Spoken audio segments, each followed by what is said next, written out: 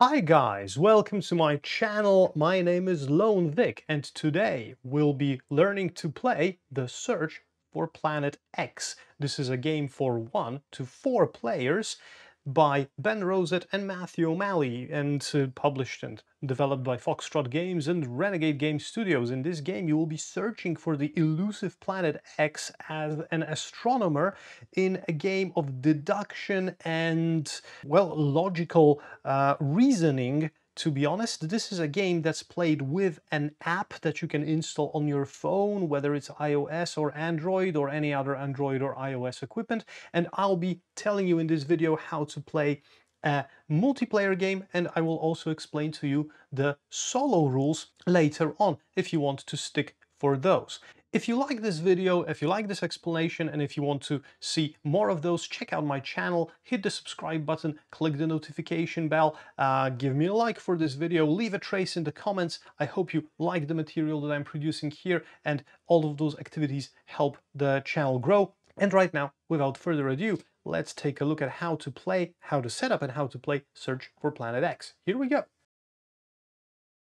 Okay, so here we are. I've got the board already in the middle of the table, and the board is double-sided. You've got the standard mode written here with 12 sectors numbered from 1 through 12 clockwise, or you can also play the expert mode, which is played on the other side of the board, which has 18 sectors. As you can see, this is sector 18, so there are a bit more possibilities, but the setup and the gameplay is exactly the same, so I will leave it on this standard side.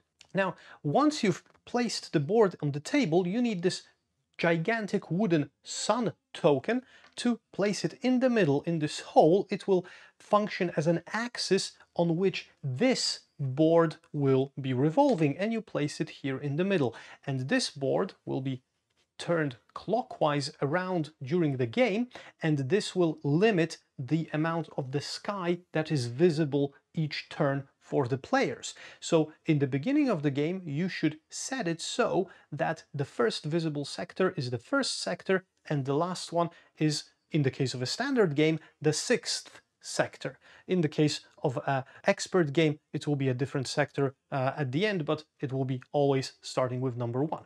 Okay, so after you're done with this, each player should choose a color and place their meeple, or no, it's not a meeple, it's basically an observatory mini on the time track, which is circling the board here, and you are placing them in any order, with the first player being the player furthest to the back. So in this case, the red player would be first and the purple player would be second. The other set of components that you need are those 12 tokens with different symbols of objects in the sky in players' colors. So I will be taking the red because I will be doing a setup only for one player. Each player repeats the same steps. Now, if you are playing a standard game, you should take 3 dwarf planet tokens from this set, which look like this, and remove them, put them back in the box. What I'm doing now. So you should be left with 9 tokens in total. If you are playing the expert mode, you will need the whole bunch, the whole 12 tokens. You put them in front of you, and then you give each player a different note sheet from the notepad that's delivered with the game. It's also double-sided because it has a side for the standard game mode and for the expert game mode, so we'll be using the standard one.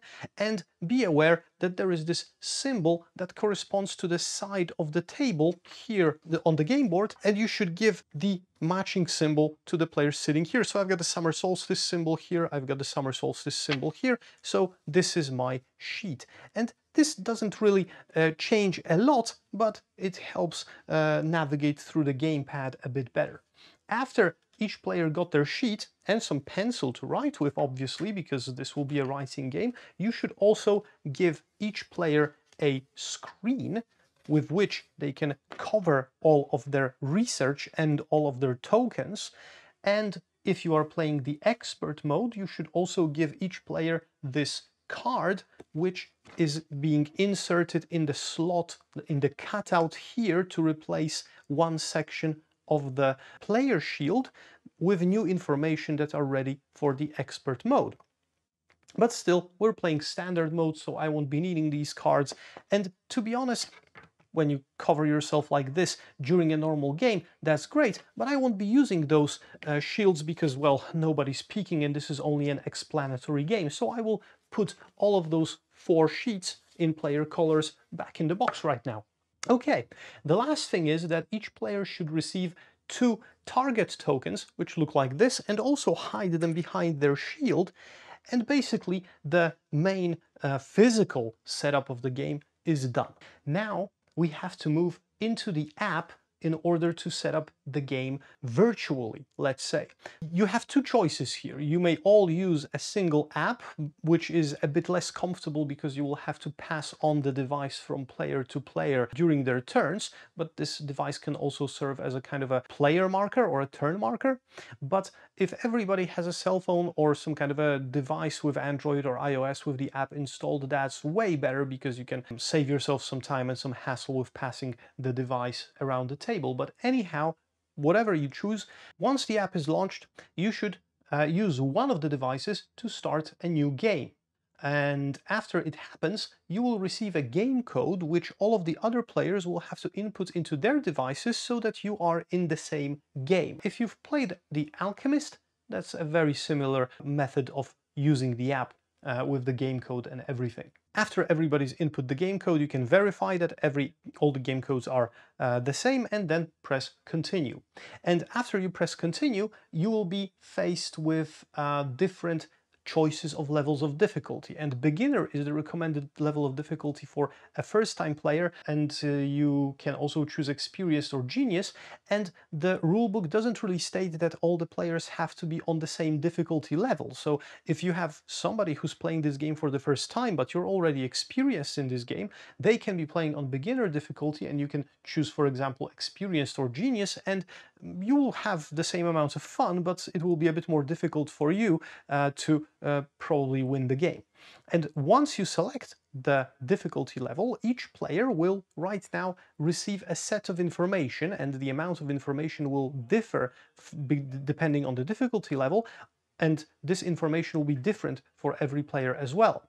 And you have to note down this information in secret, and after you do that, you can continue to the start of the game and you can start playing. So before I explain to you how the round goes and what actions are there, let's take a look at this sheet that you get here and talk about what's on it exactly to figure out what information and how to note them down, especially at the start of the game, because it might be a bit confusing. Okay guys, so here we are with a sheet for the Autumn Equinox player, as you can see in the corner, and this is also a setup for the standard game. So here you have the same sky sectors as on the game board, and you have all the available objects here. You have those objects with the icons listed here and with the letters corresponding to their names, and you also have the number of objects that you can find in the sky. So there will be always only 2 comets, only 4 asteroids in a standard game, only 1 dwarf planet, 2 gas clouds, 1 planet X, which you are looking for, and 2 truly empty sectors. And during an expert game, the only difference will be that there will be 4 dwarf planets, so there will be a bit more of those. You also have logic rules, which you will be following through the game, and you will be getting nuance from the app during the game as well. And the starting logic rules are that comets can find themselves only in particular sectors. As you can see, you've got 1, 2, 3, 4, 5 sectors where comets can be, but there are only 2 comets, so you will have to locate them in one of those 5 sectors.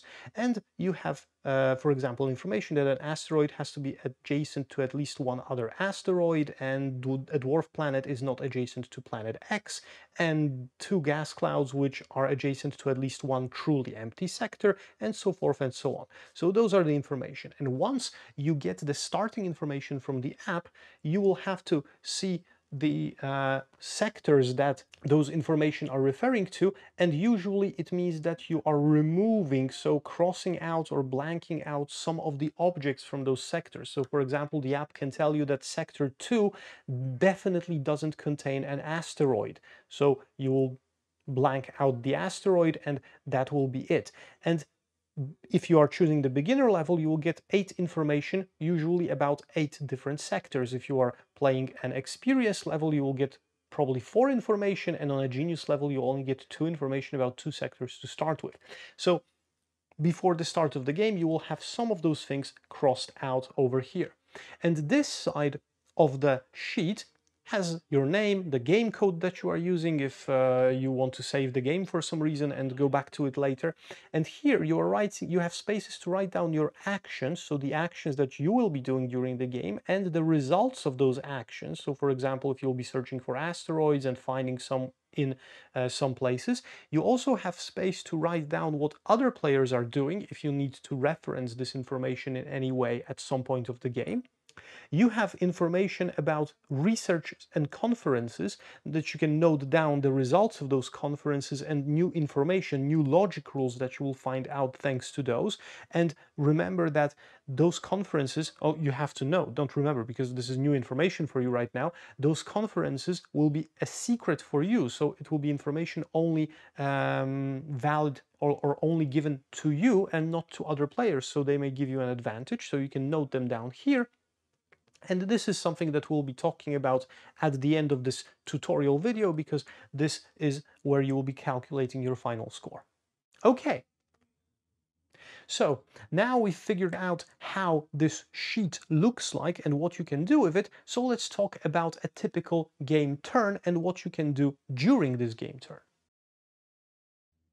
Okay, so like I've said in the beginning, the player order is always that the player who is last on the time track, so the furthest back going counterclockwise, is the player who is active. And once you choose an activity and input it in the application, the app will tell you how many spaces or how much time you've wasted on this and how many spaces you need to move ahead. And then the other player who is furthest back will take their turn, and so forth and so on. If at any point you will have to enter by using up time an area that's already having one of those player tokens, you put your token ahead of that player, so you'll be last in player order. That's the general rule for something like this. And this is how time passes, and you'll be circling this board definitely a few times before the end of the game. One more thing that happens is that when you, for example, move here and then the other player would move here for some reason and there is nobody left in the first sector, you will have to turn this visible sky board, or the Earth board as it is called, so that, sorry, I went too far, so that it shows the sector in which the last player is placed as the beginning sector of the visible sky. So if I moved here again, we would have to turn this board one more sector until this one is the first visible sector, right? And there are some icons here, but we will get to them in a moment. I won't be discussing them right now. Okay, so you know how to basically take actions and measure time in the game. Now let's talk about what actions you can really take. So during your turn, you will be able to take one action out of all of the available ones. Then you will have to advance your player marker and rotate the Earth board if it happens to be, you know, on an pointing to an empty field where no players are. And now the actions. So the first action that you can take is an action for surveying an object. So if you want to take this action, you take the app, you click the survey an object or survey for an object, and after you choose this, you will have to input what type of object are you surveying for. So whether it's an asteroid or a dwarf planet or a gas cloud or anything else. You can't survey for planet X. And after you choose the object, you have to select a range of sectors in which you will be searching for the object. The range has to be chosen from the visible sky that's available right now. And there is one rule here that if you are surveying for comets, then your first and last sector that you choose for the range have to be sectors that can contain a comet. So they have to have a comet symbol on your chart, on your player sheet. And once you do this, you click the button to continue, and you will receive information about the amount of objects in the chosen range of sectors. And this information is secret, it's only given to you, you don't have to show it to anybody. The only information that you give to other players is which sectors were you searching and for what. But the results are kept for yourselves. One thing you have to remember also about surveying for an object is that the sector that contains planet X will always appear empty when you are surveying. So if you survey for empty sectors, for example, because this is one type of the sectors, it can also, this survey can also include the sector with planet X, right? So if the app tells you, for example, that there are 2 empty sectors here, that means that one of them might contain planet X. Well, it doesn't have to, but might. So this might be a valid information as well. Okay. The second thing that you can do is that you can target a sector. And when you are targeting a sector, you have those 2 target tokens, and you have to spend one of those tokens when you do the target action, which means that you can only target a sector 2 times during the whole gameplay. You won't gain more target tokens during the gameplay. And when you are targeting a sector, that means that you select one sector only in the visible sky, and then the app will reveal which object is in that sector, and this will be 100% true. And you have to tell the other players which sector you are targeting, but you don't have to tell them what the result is. And again, with targeting, similarly as with surveying, the app will tell you that the sector appears empty if it contains a planet X or is a truly empty sector. So the app will never tell you that this sector contains planet X, you win the game if you choose the target option. It can only tell you that it appears empty, so it might be really truly empty, or it can contain planet X. The third option that you can do is that you can research a topic, and you also choose this option in the app, and you choose one topic for a conference, and you will have them in the beginning of the game. So one conference can be talking, for example, about asteroids and comets, and another one about gas clouds, and another one about dwarf planets and something. And you choose one of those conferences, you select it in the app, and the app will give you some new logic rules pertaining to those objects that are the subject of the conference. And this information is also secret. It should only be revealed to you, and you can note it down over here. And the last action that you can do during the game is locating planet X. So if you are fairly sure, or if you think you're 100% sure that you know where planet X is, in which sector it is, you can select this action in the app, and then you will be asked to point to the sector in which planet X is, and also identify the objects in the 2 neighboring sectors on left and right. So if I, for example, said that planet X is here, I would have to tell the app also what's in the sector number 5 and sector number 3. Whether maybe it's a truly empty sector, or it contains a gas cloud or something else.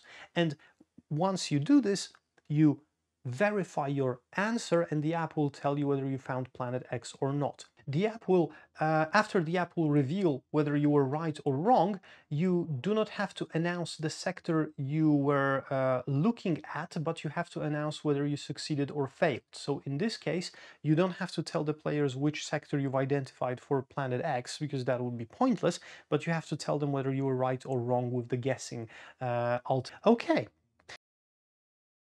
Okay, so now you know what the actions are and how to perform them, and now let's talk about these icons that are here and what happens when you are rotating the game board. So there are 2 types of icons. There is this icon responsible for the theory phase, and there is this icon responsible for the conference phase. So let's talk about the theory phase first. So for example, if my pawns were here and the visible sky was still here, I would have to turn the Earth board like so, and when I cover this theory phase symbol, the game pauses for a moment and we have the theory phase. And the theory phase has a few steps that you have to follow. Now, each player during a theory phase can simultaneously select a theory that they want to submit. In the standard game, you can submit one theory per theory phase. In an expert game, you can submit two theories. Now, how does this look like? You choose an object from the tokens that you have behind your screen, and you can place this on any section of the sky, even if it's not visible right now, because you are sure that this object is there and you would like to make this prediction. This will give you points at the end of the game, so it's worth doing that.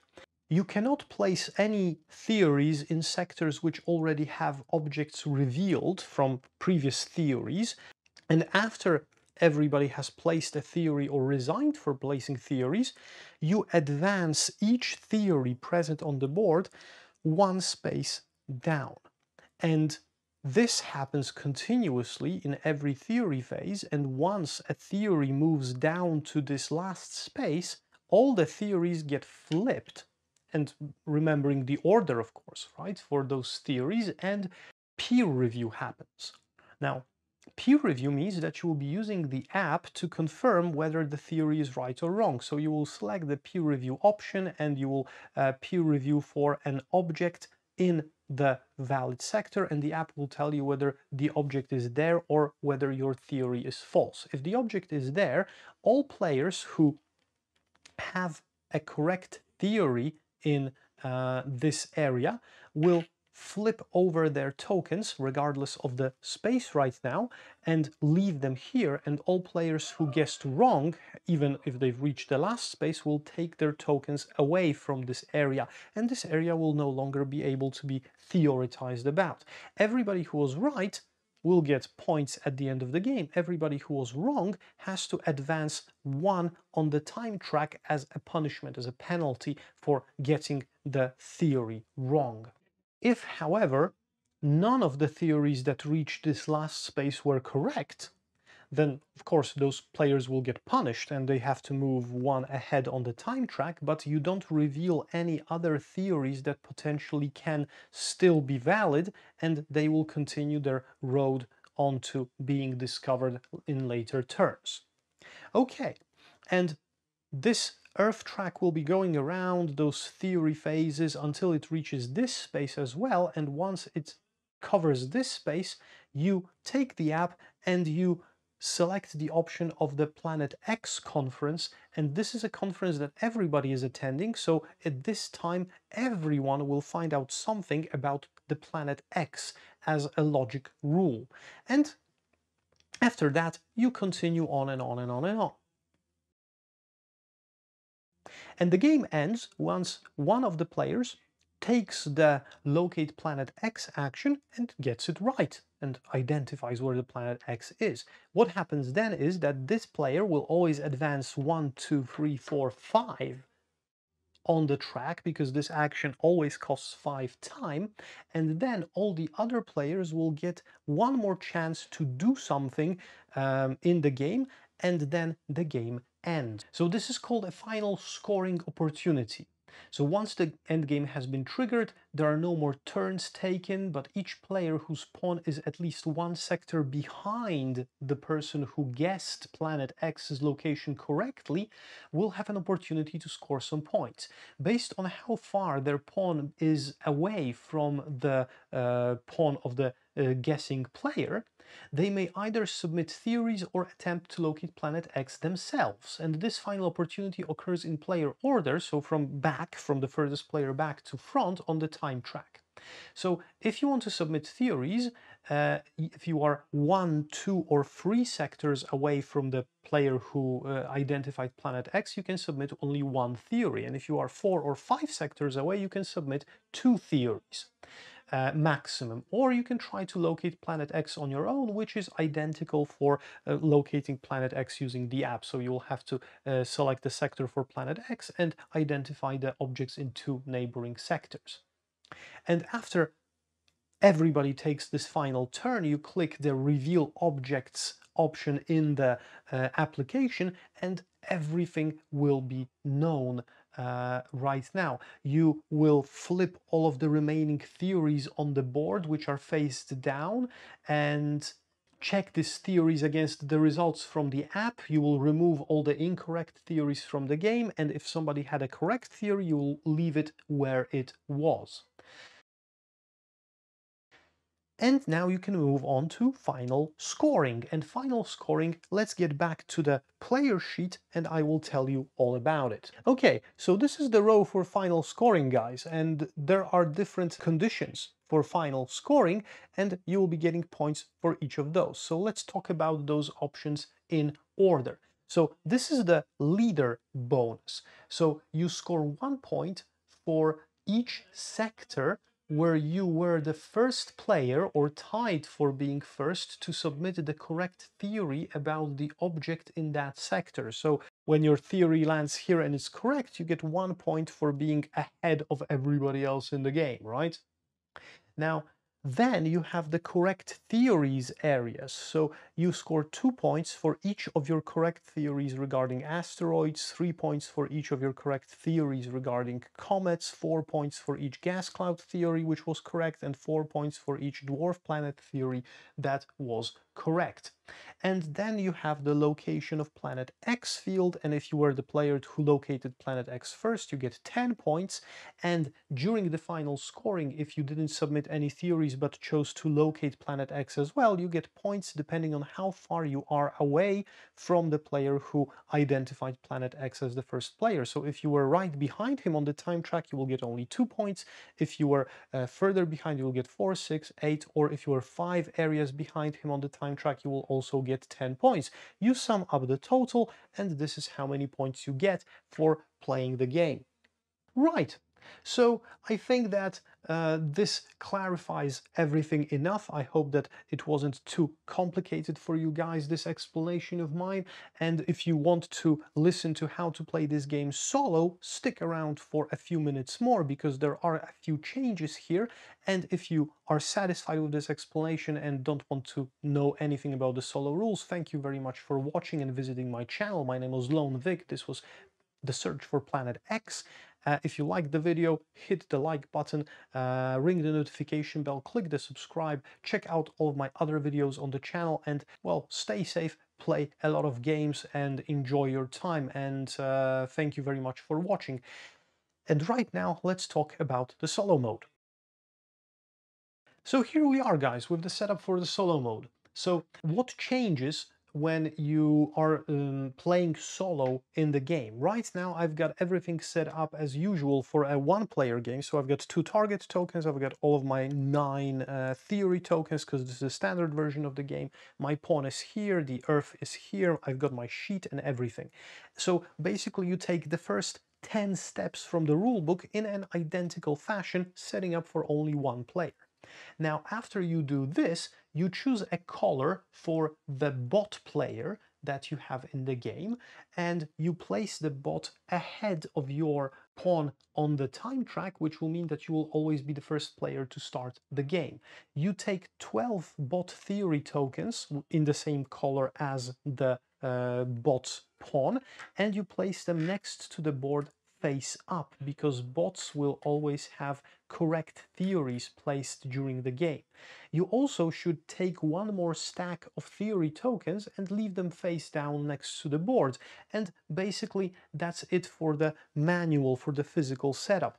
In the application, you have to select the Start Solo Game option and follow the next steps for setting up a solo game. So choosing the difficulty level, marking all the information on your sheet, and so forth and so on. And now, when you are the active player during the gameplay, you perform the action as usual. So you move your pawn, you rotate the earth if you have to, you take notes, you take the actions, and so forth and so on. But when the bot is the active player, you will use the app to simulate the bot's turn.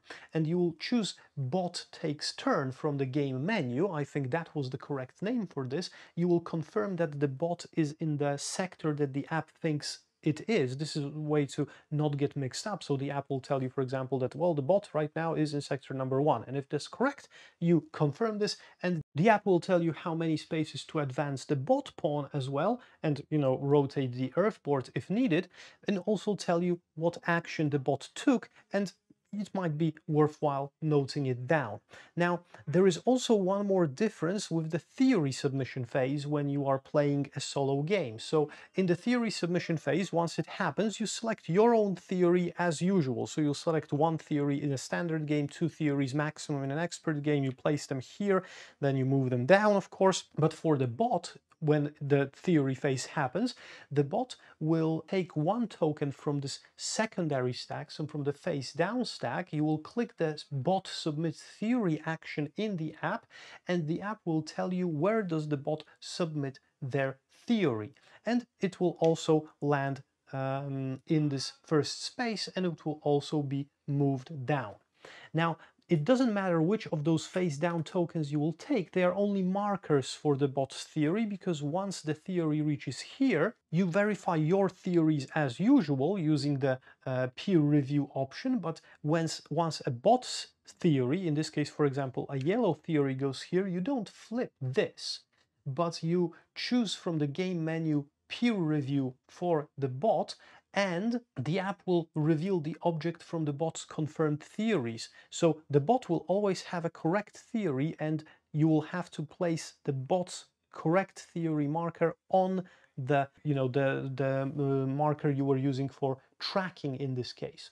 So this is how the game changes a bit. And once the end of the game is triggered, if you were the person who found planet X, then you will have to press the option for bot taking the final action in the application. But if the bot was the first player to find planet X, and this can happen, you will take one more final action as per normal rules, and then you reveal the objects and you calculate the game as per usual with all those victory points and everything. Nothing really changes here. If the bot had any uncovered theories in any areas, those yellow ones in my case, for example, at the end of the game like this, and once you click the reveal option in the app to find out what was in all the sectors, you do not reveal these tokens, you just place the correct objects as if the bot always was right, and you score those respectively. So remember that the bot's theories will always give him points, and he will do those theories pretty often, especially on higher difficulty levels. Okay, so this is it. This is the search for Planet X. I hope that this explanation helped you in figuring out how to play this game. And if you want to find out what are my impressions on whether I'm recommending this game or not, stay tuned in my channel for a review video, which will be coming pretty soon, probably somewhere next week or something like that. For now, thank you very much for this. My name was Lone Vic. This was the search for Planet X. And once again, I will never get probably bored, or I will get bored of repeating that, but I will still do it, because if you want to help my channel grow, if you want to support what I'm doing, if you like what I'm doing, click the like button, hit the subscribe, ring the notification bell, leave some comments, make this channel a bit more alive. And for now, thank you very much. Have a great day, be healthy, stay safe, and see you next time. Bye bye.